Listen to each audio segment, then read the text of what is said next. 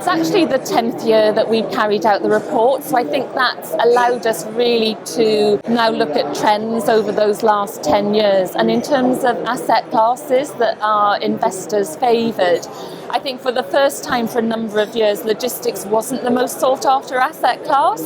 And actually there's been a shift to all things beds, so whether that's PRS, it's student accommodation, it's retirement living, a real focus on the bed sector. And certainly I'm seeing that in my practice area with many institutions now looking at alternatives and moving into build to rent, whereas traditionally maybe they only looked at sort of offices and retail, so real changes there.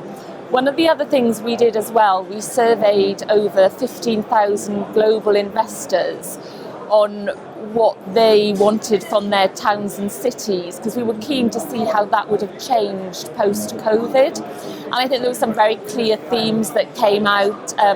People want open spaces, they want sustainability, they're worried about the high street and the number of empty shops. So it's interesting to see what the government are doing about that in terms of the levelling up agenda.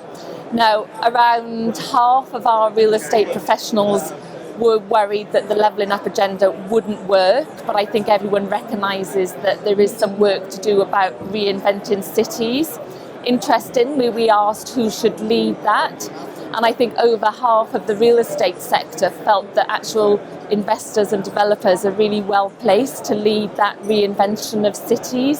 So I think the key is balancing what consumers want from their cities in terms of open space and sustainability with what will create returns for the investment community.